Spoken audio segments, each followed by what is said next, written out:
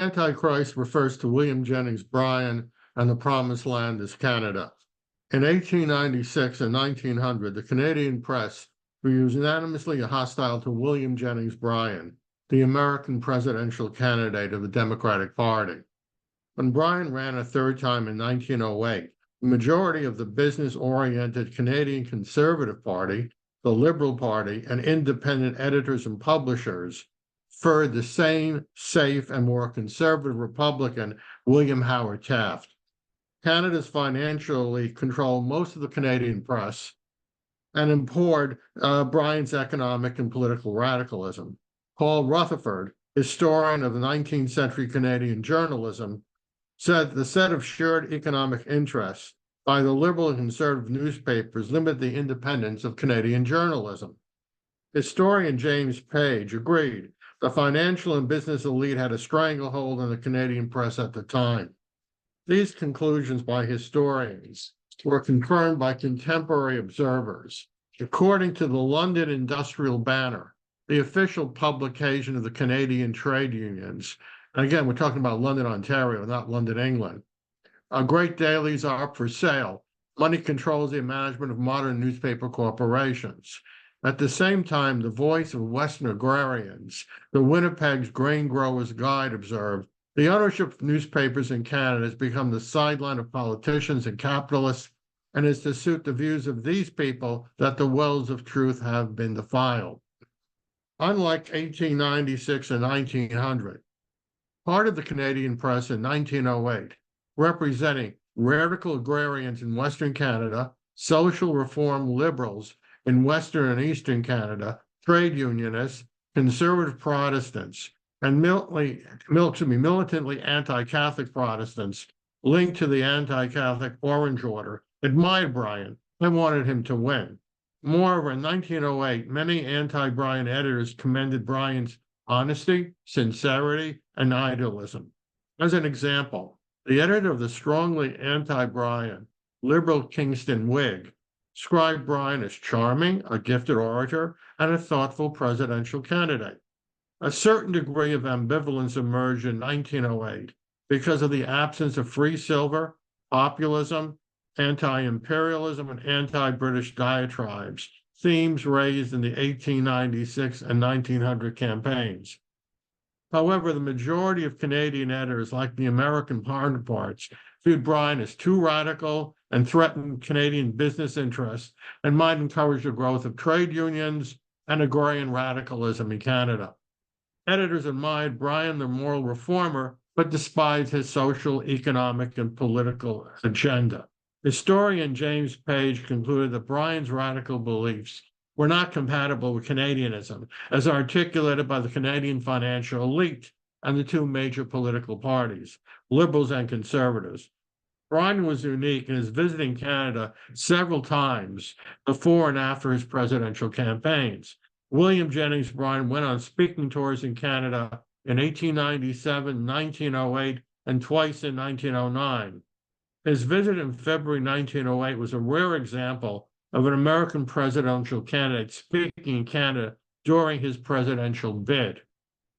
Traveling to Canada in 1909 after his third defeat, he was also unusual. Bryan visited to Toronto and Montreal in February 1908, promoted Christianity, missionary work, and better Canadian-American relations. The reception Bryan received in Montreal and Toronto suggests that he was a well-known and popular American political personality and a conservative Christian moral reformer in 1908. Bryan's enthusiastic crowds and popular reception in February of 1908, and the later enthusiastic reception by Canadians in his two trips to Western Canada in 1909, where he spoke about Christianity, but also political reform, demonstrated the widespread popularity of Bryan in Canada. It appears to suggest an elite mass split in attitudes about Bryan.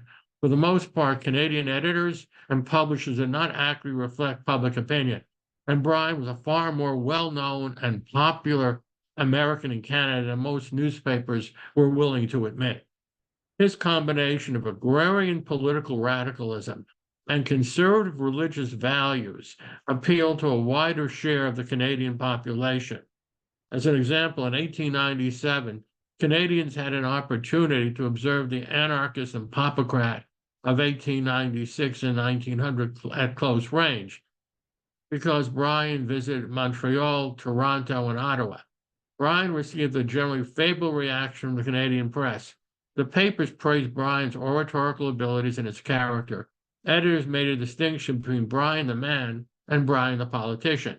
This suggested a lessening of press hostility by 1908. Canadians who came to hear Bryan responded enthusiastically to the loquacious orator from Nebraska.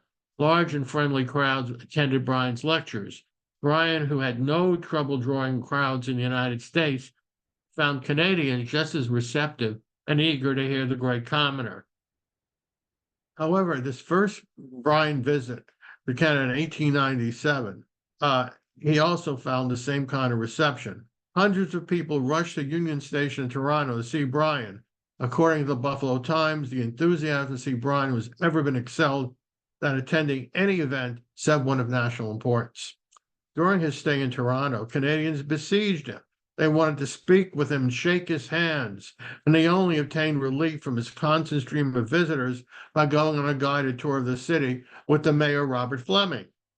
Then that night, Bryan spoke on bimetallism to a packed crowd of 3,500 people, including some of the leading citizens of Toronto.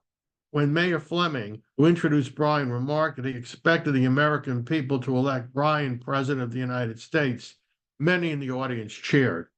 Throughout Bryan's speech, the audience responded favorably with cheers, laughter, and applause. Round after round of applause followed Bryan's finish, and hundreds of people came forward to shake the great commoner's hand. According to the Toronto World, the platform was packed with a seething mass of humanity. In Buffalo, the Times concluded that Bryan's talk on bimetallism received the same enthusiastic reception in Toronto as Bryan would have received in Buffalo. While in Montreal, Bryan received the same cordial welcome from Canadians. Interest in Bryan was so great in Canada that a reporter from the Kingston Whig intercepted Bryan en route to Montreal and interviewed him for a Canadian newspaper. In Ottawa, Bryan met many members of the Canadian Parliament. When he spoke on free silver, he received the same enthusiastic reception in Montreal and Toronto, with crowds cheering and wildly applauding him. Newspapers recounted tremendous applause when he completed his speech, and many people came to shake his hand. Bryan ended his 1897 speaking tour with sightseeing visit to Quebec.